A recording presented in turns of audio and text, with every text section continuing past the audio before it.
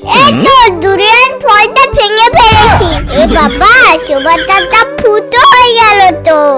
আরে আরে কি হলো মিনা, তুই কাঁদছিস কেন? হায় হায়, যা মেয়েটা নতুন সোফাটা পুরো নষ্ট করে দিল। আরে সোফাটা আমি ফুটো করিনি, ওটা মিনাই করেছে। থাক, আর মিথ্যা কথা বলতে হবে না, যাও তাড়াতাড়ি বাজারে যাও।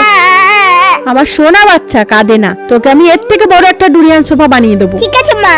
বন্ধুরা, যতক্ষণ আমি ডুরিয়ান সোফাটা বানাচ্ছি ততক্ষণ তোমরা মায়ের জন্য তো সবাই ভিডিওতে লাইক করে, কিন্তু বাবার জন্য আজ কতজন ভিডিওতে লাইক সাবস্ক্রাইব করে সেটাই দেখতে চাই। আর বাবার জন্য কমেন্টে হার্ট দিয়ে যাও। এই তো সোফাটা রেডি হয়ে গেছে।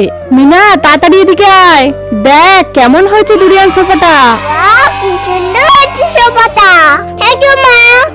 আমি একটা সোফাটা শুতে পারবো। ওয়াও, সোফাতে আমিও একটু বসি। আরে কি করছো, ওঠো, এটা কেউ নষ্ট করবে নাকি? না না, আমি সোফাটা আমি নষ্ট করেছি, বাবা করেনি। হ্যাঁ, পাপা আসো বসো, পাপা ওকে ক্ষমা করে দাও। ও কোনো ব্যাপার না, তুই যে সত্যি কথা বলেছিস এটাই অনেক। আয়, এবার তোকে কে বাঁচাবে দেখি। আমি মারবো।